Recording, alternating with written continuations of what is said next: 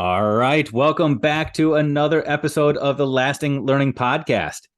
Every once in a while, I get to introduce the world to some of my friends, and today is one of those times. Today is a day that I am extremely excited about. Today's a day I've had circled on my calendar for about 6 months, but I don't think either one of my guests knew that because it just sounds creepy for me to say I've had a date with them on my calendar for 6 months now before they even knew it. But I did. I've got a couple of people on here who truly are friends of mine, people that inspire me, push me, motivate me, and make me laugh uncontrollably. And today you get to meet them. They are a dynamic duo. They are completely integrated in all that they do. You see how I did that, ladies? Completely integrated. They are just absolutely incredible. So, world, welcome to the stage. This is where you clap in your car, you clap at home when you're mowing the lawn, wherever you're listening right now. Clap for Meg and Kara. Ladies, thank you so much for being here. Thanks for having us. We're so excited. Yeah, thanks, Dave. What a great introduction. I feel worthy now. That's awesome. Well, I truly am. I'm excited to sit down and talk to you guys. We've had the opportunity to talk a few times without recording the conversation. And eventually just said, why don't we record this and let the world hear how awesome you guys are? So can you just do me a favor and introduce yourselves to those people that don't know you yet? Yeah, sure. So I'm Megan Deedy. I've been teaching about 13 years in the classroom.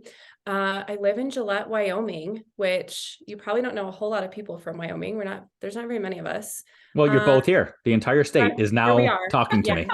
You've met at least two of the couple thousand. I have 4 kids. They're amazing. 3 boys and a little girl. So she's spoiled. And just very passionate about what we're doing. Yeah. I am Kara Rigsby. I have also been teaching for 13 years, all in Wyoming. And yes, we have running water. Yes, we have cars. We don't ride our horses to school, except on homecoming. That does happen sometimes. But like Meg said, we're very passionate about what we're doing in the classroom, and we're just wanting to share with the world and with fellow educators to hopefully make their lives better. But I almost forgot, I have 3 kids. Just had a baby girl in June, and Evan is 6 and Caitlin is 4. So we definitely got our hands full on the home front, but also very excited with everything happening at school and here with Integrated. Awesome. Well, let's just stick to the Wyoming stereotypes for a few minutes while we can, because I'm just gonna be fully transparent. The majority of my listeners aren't in Wyoming, so they probably have the same mental image that I have. I was in Wyoming several years ago, and it's gorgeous. It's absolutely beautiful, but you're right, there's nobody there. The giant square state that nobody lives in. So statistically, there are one person per every 5 square miles. Mm-hmm. That's crazy. That's crazy. Well, it sounds like you guys have all contained all those people into your own households. They're not all spread out. So I'm curious, why are you still in Wyoming? Do you just like wide open spaces? Because I think most people, when they hear Wyoming, although it takes place in Montana, they picture Yellowstone. They picture just rolling hills, cowboys, and yeehaw. Is that basically what it is? And rich Californians coming in on vacation. Right. Yeah. Well, so Gillette is very industrial. When I used to live in South Dakota, and so my husband brought us here, and I was like, I'm not staying here. This place is not pretty at all. Says the girl from South Dakota.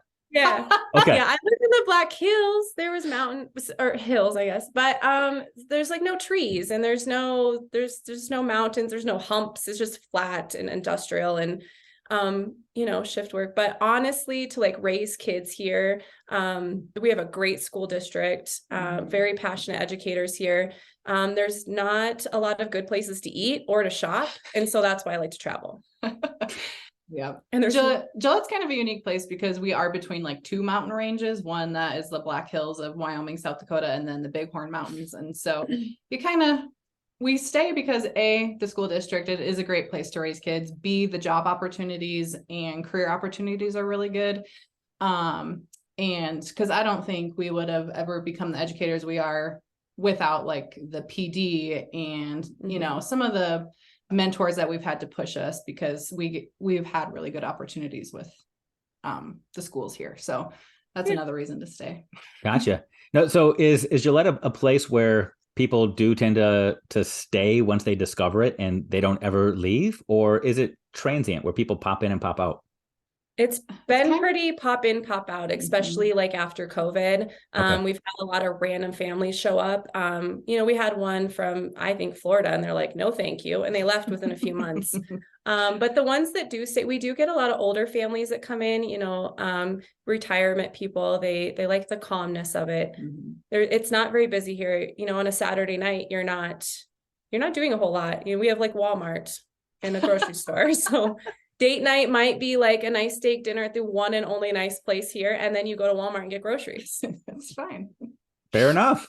To each his own, but you smile through it and you still have amazing perspective about life. So I think what you just described, I think, is extremely appealing to a lot of people that are used to just the hustle and bustle and feel like they're constantly on the go. It sounds like you guys have settled into truly the meaning of life. You've got amazing big families that you're just able to celebrate and lean into and focus on the most important things. And that sounds amazing. It sounds amazing. It really gives us the opportunity to hone in on like integrated as well. We're able to, take a step back and really look and see what our students need in our classrooms and really pour our heart into it. So. Okay. That's cool. So 2 teachers who have been doing this now for 13 years. It's a long time to do anything. Makes me feel very old when you say it. Well, wait till you get to my age and you can say, yeah, I've been doing this for 25 years. And you're just like, oh my gosh. But you're getting there. You're getting there. So 13 years. Have you guys always been friends? I mean, since the professional world put you guys together, has magic been happening? No, we did not know each other at first. Okay. Meg came, actually, she taught in South Dakota for a couple of years and then moved to Gillette.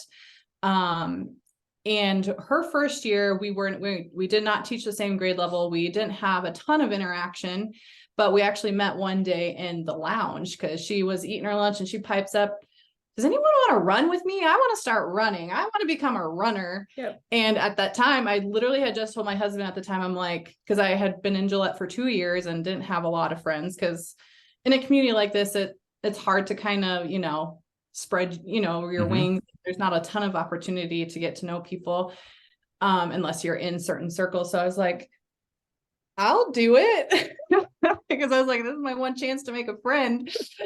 I'm like, I shouldn't have said yes though, because this is the girl who couldn't run the mile in high school. So I was like, this should be interesting. But we ended up running together, and there's not much to do when you run other than talk. Yeah. We ended up training for a half marathon down the Spearfish Canyon. So we got really close running. Actually, it was good. We had a time we had to show up every time. We held each other accountable. And then we just started talking school. And then Kara had the opportunity to move up. I don't know what our principal was thinking at the time, but apparently it was a good move. And so we've actually been friends now for probably 11 years, I guess. It'd be Ryland. Yeah. So we've kind of like, I guess, grew up with each other in the educational world.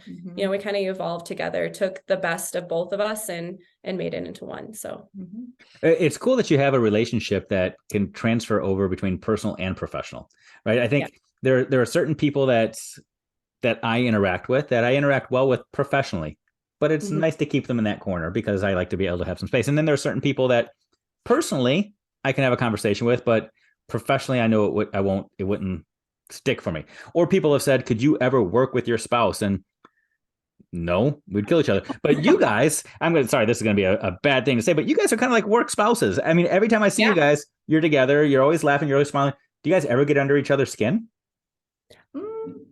Listen, to fight with Kara is impossible. I've tried in my years. She just gets quiet. She's very like reserved and, we're very different people.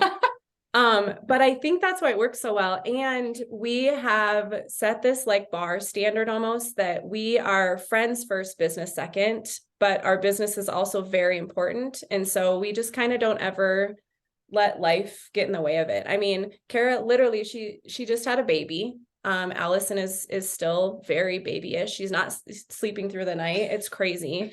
But Kara's not, or the baby's not, or both? Both. Okay. She does great without sleep though. Me, it's not a good idea. But we really, I think that's where the beauty is that we don't have to be 50-50 all the time. It can be a 70-30 split. We don't, there's no fighting. It's just put your best foot forward. Yeah. Cause there was a time when we, when starting integrated, there came a time where we literally sat down and had a conversation, because Meg was worried something had come up, and she's like, I feel like I've been dropping the ball. And I go, it's okay, because, in a couple months when baby comes, like, it's going to be the opposite. You're going to be taking the lead. And that's the beauty of having a team, that it doesn't always just fall on you, and you can kind of balance it out. And as long as you can have a conversation about it, it's actually worked out really well. So that's awesome. There's a lot of trust. There's a lot of trust in that. So yeah, and I think it spills over even into the business that we have mentioned a couple of times here. So let me just outline that for people that are listening. Yep, you're in education. You've been educators for 13 years. You are both working moms with 3 and 4 kids, doing all the things, yet you're still smiling. You still seem like you enjoy life. Yeah. You are still focusing on what you consider to be your priorities, but yet you also have this business called Integrated, which, first of all, the title is amazing. But it plays into your dynamic as well as people and professionals, where you are 2 people that are very different, have different interests, but some overlap, different personalities, but some overlap, 2 different ways of seeing the world and doing things, but some overlap. And you're constantly looking for ways to connect things, recognizing that it doesn't always have to be 50-50, but there are constant connections. And Integrated takes that dynamic and says, and you can do the same thing in your classroom. You can take subjects and disciplines and classrooms and truly try to find those partnerships and those connections in ways that things can be connected. So walk us through Integrated, the business side, the professional side, anything that you want to try to unpack for people when you convince people and sell people on Integrated and what it does. What do you say? First and foremost, we as teachers in the classroom currently have realized that how we're teaching our students now today has been less stressful, more enjoyable. We get excited to go to work every day. Our kids are showing this great growth, not only academically, but also, their personalities. It just feels so much better. We started a new grade this year. I taught 2nd grade for 12 years. So this is my first year in a new grade, which is 3rd grade. And this summer, I would think this is going to be stressful. I'm going to be overwhelmed with grades. I don't know the content. What's this going to bring? How am I going to teach this? And this year I have been so calm and so enjoyed so much of it. So I think that really how we've put Integrated together into our own classrooms really shows that it works for teachers. But I guess really quick, like a little background on Integrated is it stemmed down from this idea. Meg and I were working with University of Wyoming in developing a science curriculum, and we developed it. We thought it was like, this bomb stellar piece of work. And we go to present all this information to our fellow teachers in the district, and they're like, not another thing, not another thing, not another thing. And so then we kind of stepped away and we're like, well, it shouldn't just be another thing. What can we do to make this better? And so her in 2nd, I was actually in 1st grade at the time. We're like, how can we make this better? And so that's kind of how the idea was formed. And we actually were dabbling with it for 5 to 6 years before we ever came out with like the business side of it.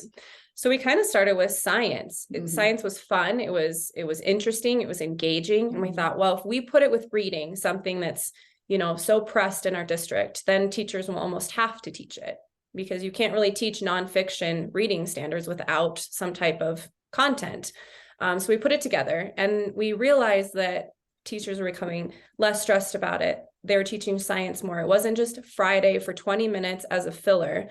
And so after we've realized that that was working, we started to do more in our classroom. So now if you walk into our classroom, our direction is content heavy. We just came off of weather and climate for almost 2 months, and our kids are amazing at finding textual evidence and, understanding that content. I really believe that content drives instruction, that we are really doing our students a disservice by not teaching them the things that we should be teaching them about our world, history, science ideas. So I think that's where we need to start as teachers, not start with reading standards, not start with writing standards, that we need to start with that content and build in those other standards to make that stick. Soapbox. Soapbox and Pandora's box that you just opened. So you're speaking some things that I don't know if you're just trying to poke me a little bit here to get me to chime in on this, but okay. Did you basically just say that we spend too much time teaching reading and writing? Is that what I heard? Absolutely. I loved comprehension strategies when I was the teacher that started with ask and answer questions on Monday. We're going to do it in a new text on Tuesday. We're going to try it again on Wednesday. And by Friday, you should get this like crazy concept. And they weren't. And so I kind of threw it to the side, and I really, we should not be leading with reading standards.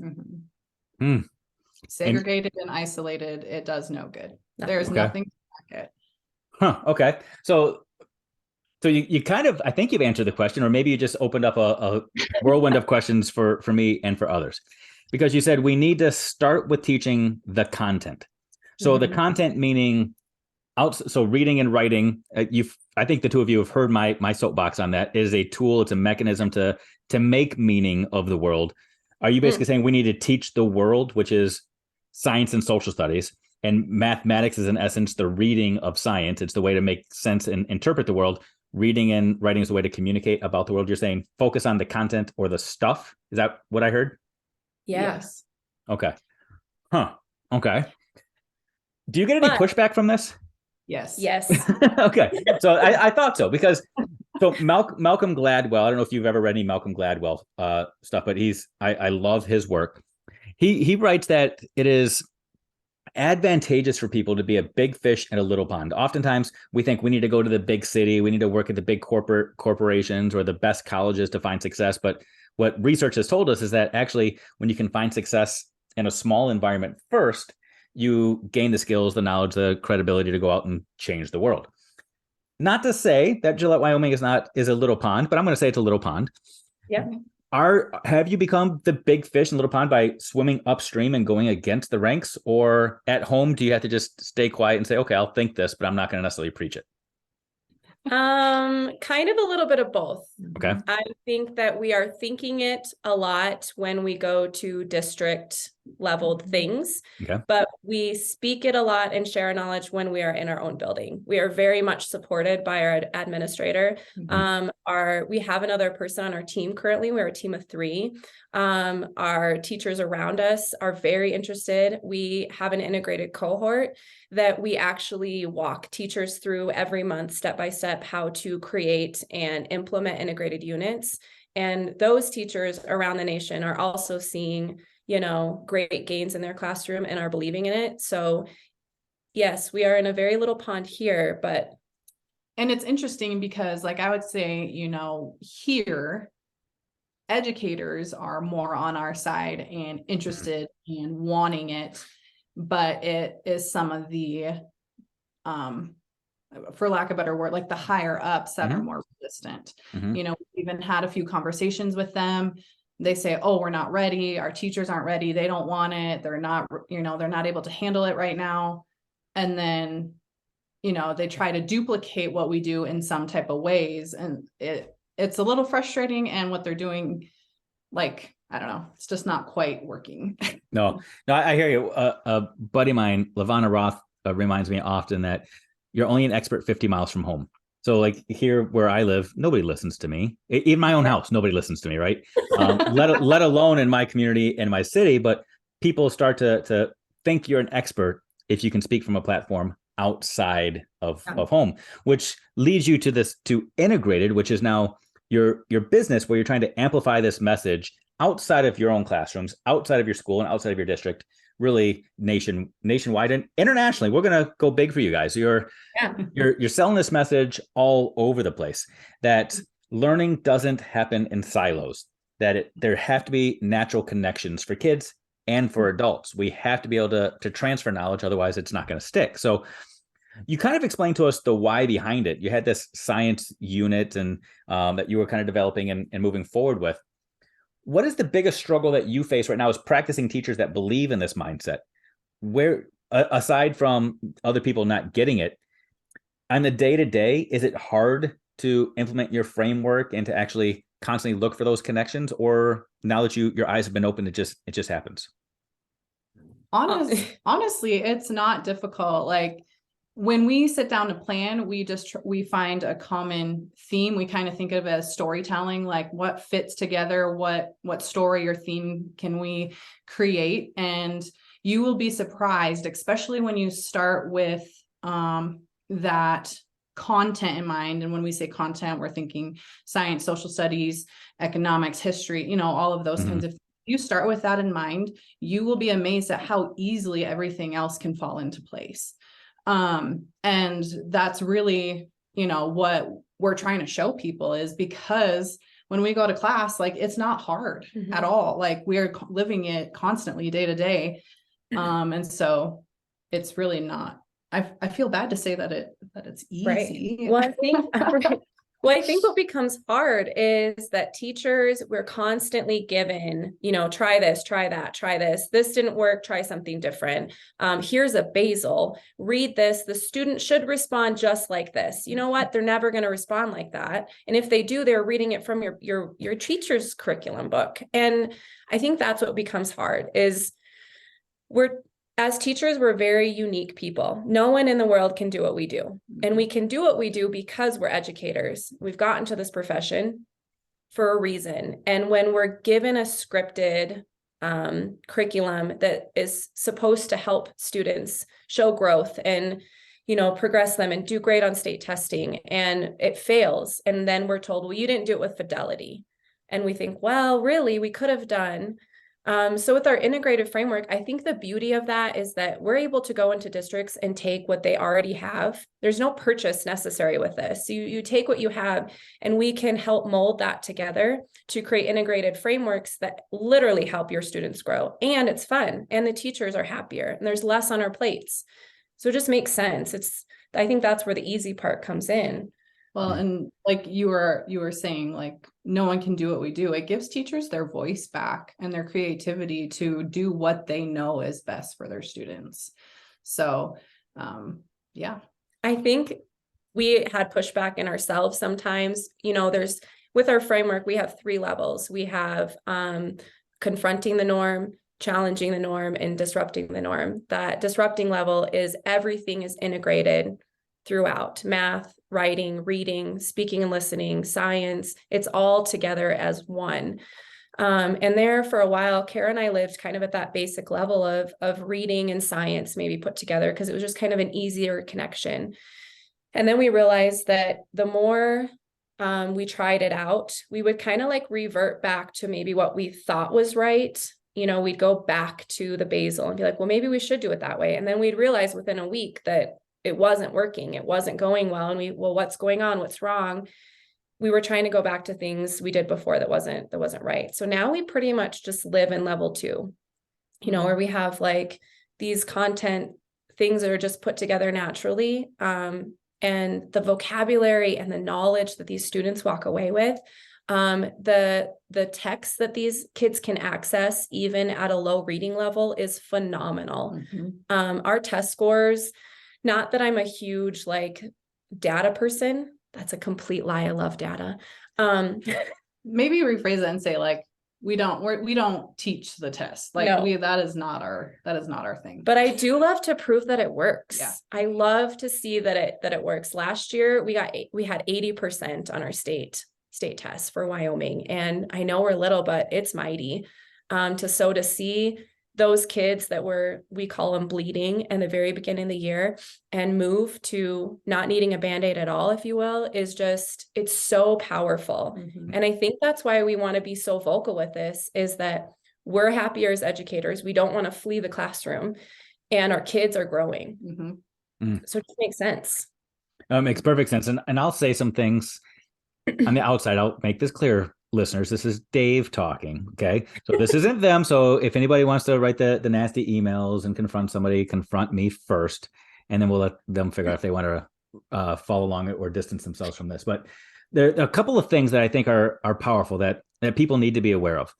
A few years ago, I had the opportunity to basically play undercover boss and get some inside info with assessments and the way that assessment companies tend to generate things. And two of the biggest assessment companies that I'll leave out of this podcast episode, people can go and find another episode and get the actual name of these companies. Two of the largest assessment companies in America that create assessments to measure academic proficiencies and growth in reading and mathematics actually get about 80% of their revenue from their intervention programs, which tells us that they create the assessments to tell us that kids are deficient so that we can go get the intervention programs. They're not true assessment platforms to say, are our kids learning what they should know? They are assessment programs, part of their sales funnel to drive you to the curriculum that makes them the money, which I think is extremely interesting. Because when we start asking ourselves, well, then why do we put so much emphasis on teaching and assessing these things in silos? Well, part of that is because the companies that are so rooted, invested in it, that have the lobbyists and that say that their assessments are the most reliable and valid, are the ones that are funneling the conversation. So knowing that, do you guys ever see a path where teachers will be able to do this work and say, it doesn't matter? I mean, is the proof really in the pudding where you say, well, we did it and look at our results? Or do we need to confront this from a different angle? Oh, I'm not sure if I understand what you're asking. Yeah. So in essence, there are teachers out there that might be hearing this and saying, okay, I get it, but the system is stacked against me. The curriculum companies aren't going to support this. Assessment companies aren't going to support this. My administrators listen to them. My school board listens to them. I am told I have to just keep everything isolated and in silos. The integration of subject areas isn't going to work. My district even has content area specialists. I have an ELA instructional coach. I have a social studies instructional coach. I have a math instructional coach. Like, nobody is ever talking about how to integrate things. Everything is just siloed. Sounds good, but I can't do this. Is it possible for teachers to still take that and say, yes, but you can? Or do we need to just start knocking down the walls and say, we can't do this until the system is completely fixed? No, I don't think we need, I mean, should we knock down walls? Yes. I feel that our system is a little bit broken right now. But I think that there's light at the end of the tunnel, listening to other speakers and, people that are just kind of coming out of the woodwork a little bit about kind of that pushback that this isn't working, what we're doing. Our test scores nationally just keep falling. Reading is not good.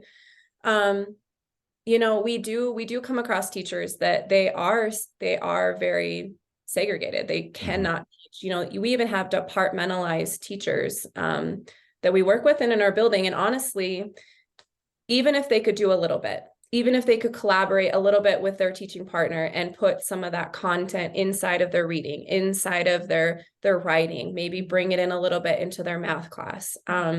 This integrated thought really works well in the elementary classroom, but my hope and dream is that we can get it into junior high and high school, and that collaboration piece is there because it's possible. And I have listened to a couple educators who have made it possible in in a middle school, junior high setting. Mm-hmm. But it does take that collaboration piece.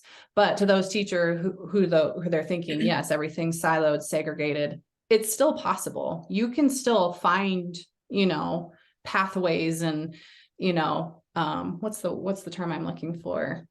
Anyway, like, there's still ways possible to make that happen. For example, like reading or science, social studies, put those together. Like, yeah, you can say, okay, this is what we're teaching in reading. This is what we're teaching in science. Meld them together.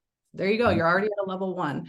Meld the writing with it. Now you're already at a level 2. Right. And your district requires you to teach a certain thing. We're required to teach Eureka. We have to have this curriculum. We were lucky enough to be told that we don't have to teach just with Eureka. We can use other things. But if you're a teacher that has to use a certain basal for reading or a certain, scripted curriculum for science, we're constantly seeing who has something for science, who can tell me what curriculum do you use, where can I find the things. And I just want to go to them and shake them and be like, you got this. You don't need anything with it. And that's where I kind of struggle with, these companies that are trying to sell the curriculum and make you spend millions of dollars. With our framework, literally, we don't want you to purchase anything new. You can use what you have to make it work in your buildings and in your classroom. Yep. Yeah, I think that's extremely refreshing, right? Because teachers are overwhelmed with the pendulum constantly shifting and swinging from year to year to year. As you mentioned, just going from second grade to third grade can be overwhelming, just thinking I have to understand new curriculum, new expectations. Yeah, I feel like, again, this is another bad Dave metaphor, but I apologize. I feel like you guys are almost like the farmers only of content standards. Your job is to take, on average, there are 257 content standards for a kid to learn in any given year of their schooling. And what you're doing is you're saying with 257, we can make matches happen. There are 8 billion people in the world and there's somebody for everybody.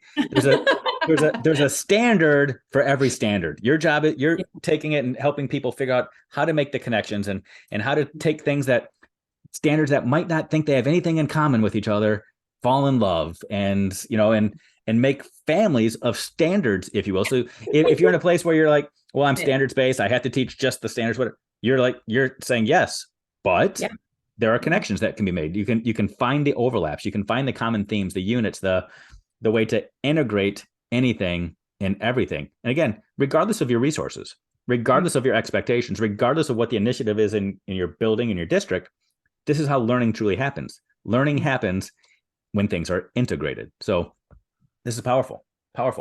So talk to me in the very tactical of this. I'm a teacher not living within 50 miles of Gillette, and I'm buying into this. I'm like, ooh, I want to learn more about this. Yeah. What does it look like? How do I learn? How do I get educated? How do you equip me for this? Whenever I'm listening to this, whether it's January or February, the summertime, I'm thinking this could work in my classroom, but I need to know more. How do I learn more? So we do have an integrated cohort. I mentioned it earlier, and it can be a year long or a semester, but we are constantly letting people come into that. And we meet on Zoom an hour once a month and help teachers develop units into their classroom. So if it's something where an individual teacher wants help, they have questions, you can sign up for a coaching session with us for free. We will help you in any way possible because we believe in this so much that, we want it out there. So individual teachers can join our cohort. We do have kind of webinars that come up that they can subscribe to. What else we got? On our website, we have blog posts, and in our blog posts, we did actually go through a series and explained our framework in detail, giving them a really good idea and gist of, how it was created, why it was created, and how to use it and what it would entail. So there is those blog posts as well on our website. And like Meg said, we coach, we mentor, we train. So any of those avenues are great ways to learn more. Yeah, for a district or a school, we like to come in, we have an integrated year. I really believe that PD has to be ongoing. It can't be a one and done situation. I've been to way too many PD classes where they give you this great idea. It sounds wonderful. This is what you should do and why you should do it. And then they just leave you and you kind of just let it go and collect dust. You don't do anything with it. And so with an integrated year, we start with your teachers and your administrator, and we work through the year together. We are in your classrooms trying it out with you. We are developing units with you. We're breaking down standards. We're finding priority standards. We're working with administrators to use the content and resources that they have for their buildings. I just feel that that's just really important to go in the right direction and to make it sustainable. Mm-hmm. All right. So let me ask you guys, this might be a personal question. I don't know. How do you do all this? I mean, seriously, you, Yeah. you're burning it at both ends. And we're hearing and reading all the time about educators that are leaving the profession because they're exhausted with the one job. You're doing the one job, all the kids all over the place. And then you have time for one-on-one meetings with educators and to go to districts and to go to buildings. So I travel a lot. I go to districts and buildings a lot. I'm exhausted. How are you guys awake and smiling right now? I don't get it, truly. Well, it's kind of like that new kid on the block feeling where you're just super stoked about school starting. I don't think that's left yet. Integrated's been around now for 2 years publicly. And for one, I really love people. So that helps. Let's see, that puts you in a different category than me already. Yeah. So yeah. Well, I could sit and chat with a stranger okay, I do. Anybody, poor people that sit by. But honestly, we have a lot of support at home. Our husbands are fantastic. Shout out to them. Our administrator is really awesome as well. He does let us, take days. Obviously, it's paid doc days to leave to do the things. But also with that, our framework allows us to do that because honestly, last week we were gone out of the classroom and our administrator, our principal texted both of us and checked in. We've had a lot of sickness in our building and said, how are you guys feeling? Where are you at? What's going on? Your students constantly are doing what they're supposed to do, even when you're not there. Mm-hmm. And, nice job on that. And honestly, it's true. We don't have to worry about leaving our kids. We hold our kids to a very high expectation and a high standard. Mm-hmm. They know what's expected of them. They know that they're responsible of their learning. And honestly, that's the first thing we go through in our cohort is you have to set up that community. Mm-hmm. Our kids trust us and we trust them. And so it's not as hard to step away from the classroom. Mm-hmm. And at the end of the day, we know what we've provided for them and the guest teacher is going to work. Mm-hmm. I don't know how we do it all, but it's getting done and it's fun. I think you answered it. I think the whole integrated mindset goes beyond the classroom. You integrate every part of your life, right? Whether it's your relationship with your husband, with your kids, your classroom kids, you recognize that no part of your life is in isolation. Everything is connected to everything. One domino falls, there's the potential that they could all fall. And you see that, you recognize it, and you really absorb that, it's extremely admirable because that's something I struggle with, trying to find that. I often say I'm struggling with the balance. And a buddy of mine, Jeff Garga, says, no, life's not about balance. It's about harmony. You just got to figure out which notes need to carry the way at different times. And I feel like you guys have that, it's admirable, but yet you're always looking for more. You're always looking for more. Before we started recording, you said, oh yeah. And in 2023, we're going to have an ebook that comes out. And I was like, wait, what? Like, how do you guys find the time to do this? I kind of ride this weird wave. I feel bad for Kara. I'm like, I'm riding the wave. Here we go. And she cannot keep up. I will be up till 11:30 at night. And I'm like, hey, I just knocked out all 23 ideas for 2023. And she's like, whoa, what? But we just talked about this 5 hours ago. Yeah. How did you already get this done? But then it's about that balance. Mm-hmm. I was definitely holding 90% last night and Kara was trying to get a baby down, but in a week or two, Kara's going to take off on something and I'm going to be, taking a rest. I think the reason why we can get it all done is because we are a dynamic duo. Mm-hmm. This business could not survive without the both of us. What's the hardest part about the business? Totally left field here, but I think there are a lot of people that want to become edupreneurs. I think a lot of people see it and they think, oh, it's a glamorous life. You get to travel and ironically, people think like becoming that educational rock star type of thing. Like it's an interesting world, right? And there are a lot of people that are looking towards that. And I don't think that's necessarily what you guys are looking for, but it does feel good to have people reach out and seek support. And I think that you guys are truly trying to add value to people's lives, truly trying to change classrooms and kids' destinies and all the things, again, doing the right things for the right reasons. But it's not easy. It's not easy.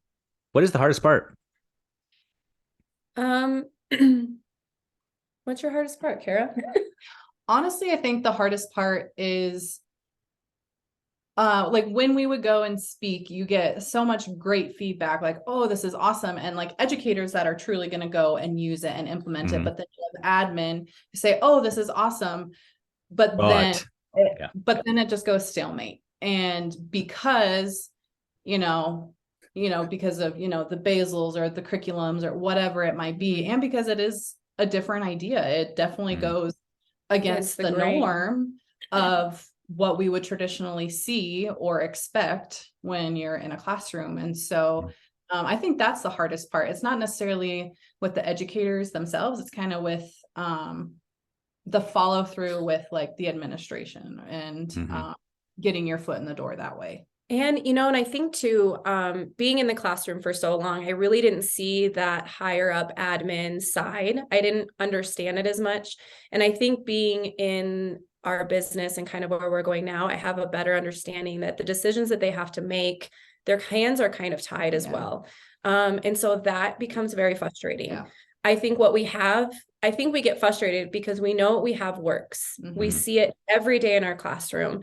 And I think that's why we don't want to step away quite yet from our classroom, is because it's proof in the pudding, if you will. It's right there in front of you. And it's kind of a catch-22 because educators respond to us because we still are in the classroom, but admin or even higher ups, I guess, they almost look down on you because you're just a teacher. Yeah. Just a teacher. And quote unquote, just a teacher when, we're not just a teacher. Yeah.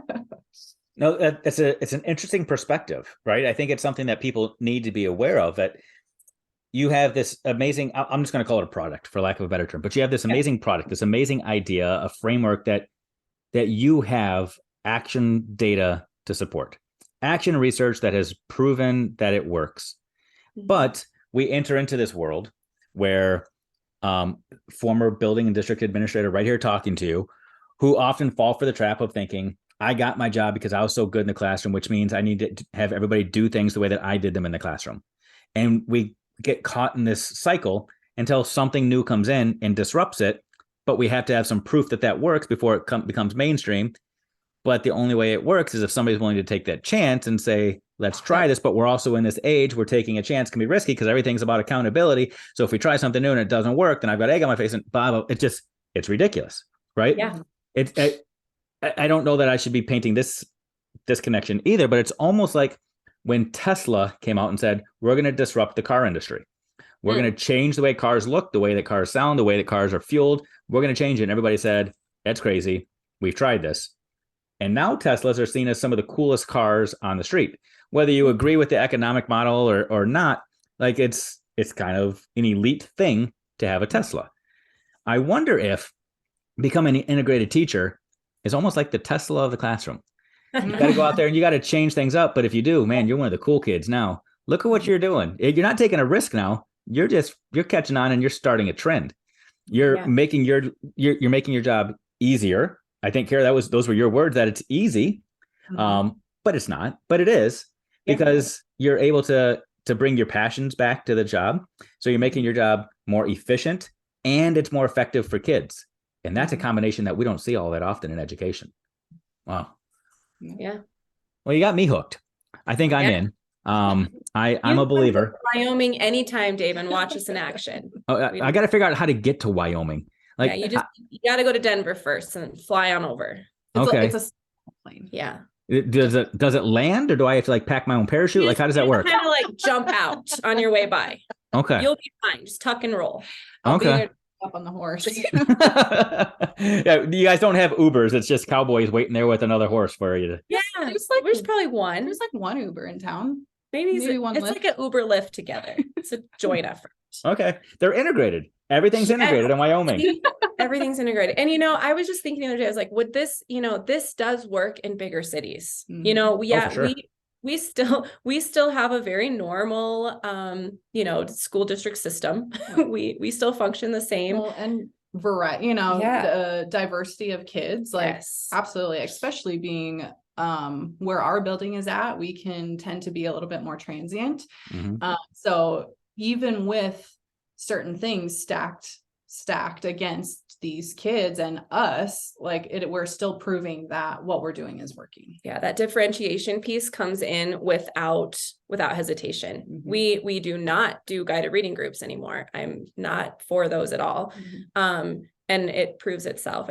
Everything feels easier. And You know, you And said, more effective. yes, definitely. And it's not another thing. Mhm. You know, we have this analogy of that guy that spins plates in one of our speaking sessions, and he's just trying so hard to keep all these plates up and spinning without falling. And we ask, how many plates do you think that you're holding right now? And these teachers try to actually hold all these things, and they Mhm. can't.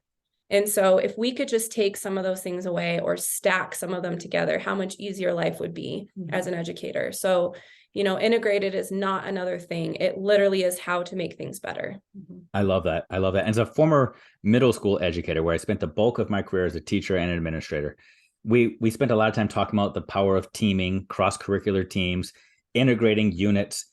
We also know from research the power of collective teacher efficacy, which means when you have multiple teachers seeing things the same way, or one teacher who is able to collectively merge things together for the efficacious benefit of kids, it's powerful. It is the single greatest driver of student success.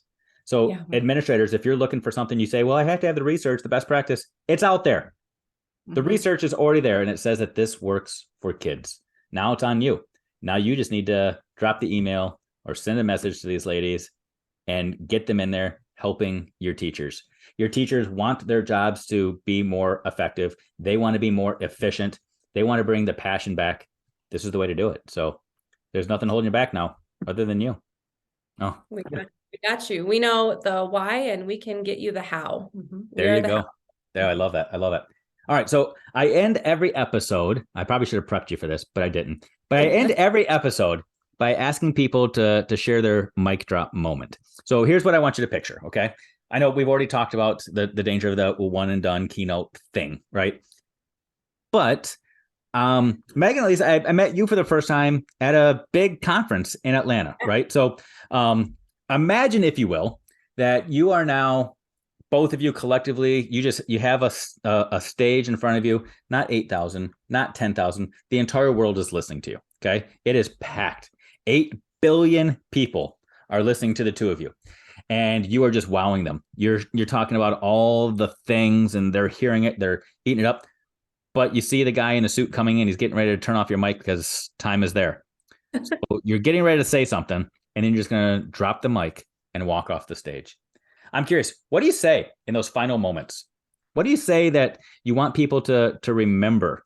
What is the thing that you want them to grab onto and say, huh, that's integrated right there. I love it.